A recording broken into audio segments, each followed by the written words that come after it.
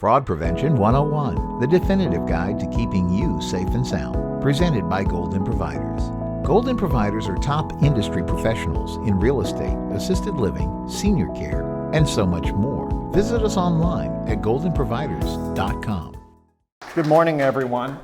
Phil had some great tips there, and it really is scary how much our private data is out there in the world, and it's, you know, I'm in the banking business. I'm a mortgage banker and have worked for a bank for many years, and they're always teaching us. Every year we have a lot of continuing education that we're required to take, and I feel fortunate being in that you know, we learn a lot of things that are going on in the world, and I think that people that are not in the banking business, that don't get this you know, continuing education about what's happening, they may not understand what things are going on. Some simple things that you can do to kind of keep your data safe and prevent people from being able to access your information. A couple of things as it relates to your banking accounts is, you know, it's tempting to give your friends and your family, and if you've got a caregiver or whatever, it's tempting to maybe have them give them access to your account. You know, resist doing that. Anytime you give anyone access to your account, whether you share your user ID, if you have electronic access, most everybody does now, once you begin to give that information out, they have access to all of your money, not just part of it, all of it. So make sure that you take caution when you determine who you're going to put on your bank accounts and what information you give them access to. Don't be fooled. A lot of the things that can happen to people is they may get contacted by what, you know, someone's presenting to be a bank representative to call and ask you for your user ID or your password or your social security number, any of that information. A bank will never do that. They're not going to call you and ask you for that information. They know that information, so certainly be careful and don't get caught off guard. It's easy to fall prey to that sometimes, so just be careful. Passwords, logins, things of that nature.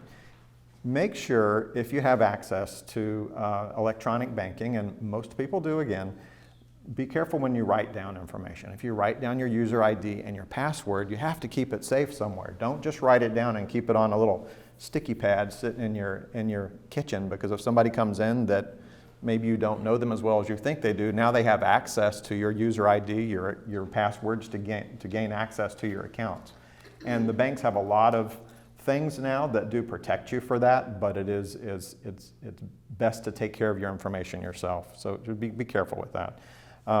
If you have passwords that you use to access your accounts, make sure you change them regularly, because if someone, you know, grabs those somehow, some nefarious person on the internet grabs stolen identifications and passwords and all kinds of hacking things that have occurred, then they have that. So try to change it every once in a while to keep it safer. If you think there is anything at all suspicious that's happened on your account, go to the bank. Contact them directly. Make sure you alert them to let them know, hey, I see some things that have happened on here that I did not authorize, and you want to make sure that you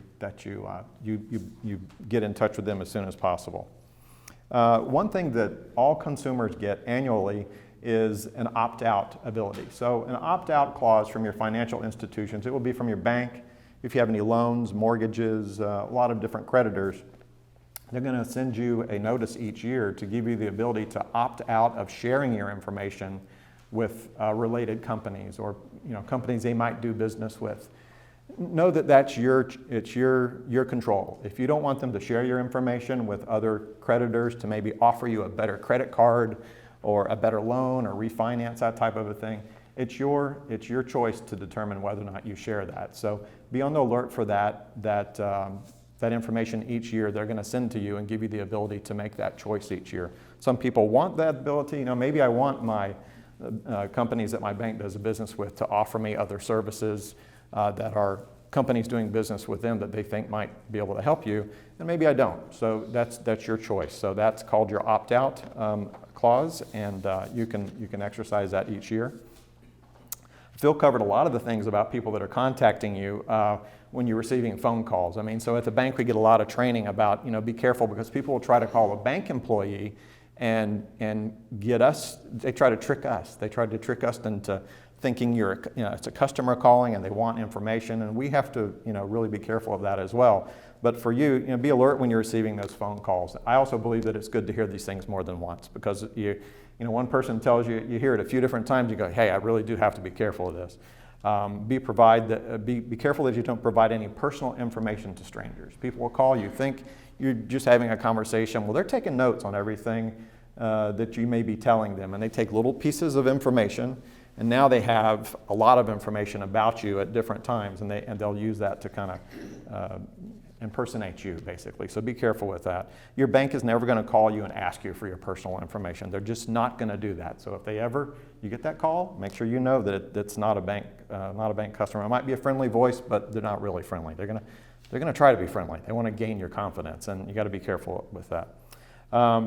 Email and the internet. There's so many things that go on. I think most everybody is using email in some sense, or you're using your phone to communicate, to make phone calls, communicate with people, with your loved ones, with business, everything. So email is a great tool, it really is, and your phone is as well, but it can also be used to kind of trick you on various things. So a few things. When you get an email, many times you'll get an email and you might get an email and it'll have a link on there. So if you click on this little link, it'll take you to what you think is your bank's website. Be very careful with that. I would tell you that for myself personally, anytime I get an email from my bank or anybody I do business with, I never click on that link, because clicking on that link can take you to something that is posing as the financial institution. It might look a lot like them. As he said, they can take these images and place them on there, and there's just one little telling factor or two that keeps you away. Now you've gone into what you think is your bank account. You've put in your user ID, you've put in your password, and now the technology on the other end of that line has your data, and now they can access it for you. As a personal story, this happened to me a few years ago. I received an email on my phone. I was busy. I opened up my emails at lunchtime. I look at it. Oh yeah, and before I knew it, I realized, wait a minute, that's not right.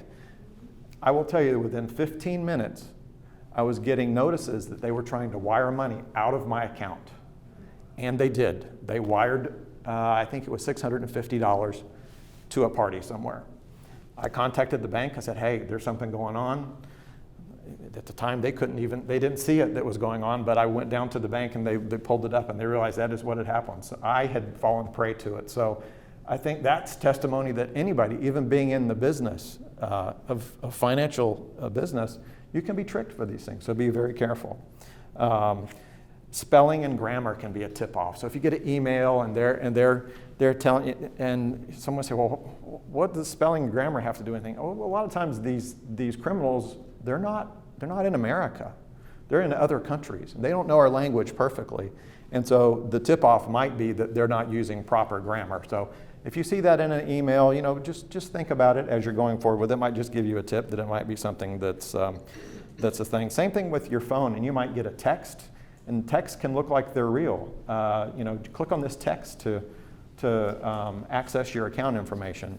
Don't click on those links in your text because it can take you there. If you need to get to your account, get to it another way. Urgent language and scare tactics is another way, as Phil touched on earlier. They'll come up with some crazy story that'll grab your emotions. All of a sudden you think something terrible is happening. It's likely not, so be careful of that. So those are some of the things that you can do in your own life, I think, to protect your own personal data. Be careful out there in our electronic world. There's a lot of great things that it brings to us, but it also does give some criminals some access to us that they wouldn't otherwise have. So just be alert, pay attention, and if you have any issues that you think are suspect with your bank, contact the bank directly. Call them, go to the bank, talk to them. The representative will help you out there. So, all right. Hope that's helpful for everyone. Thank you. Thank you. Fraud Prevention 101, the definitive guide to keeping you safe and sound, presented by Golden Providers. Golden Providers are top industry professionals in real estate, assisted living, senior care, and so much more. Visit us online at goldenproviders.com.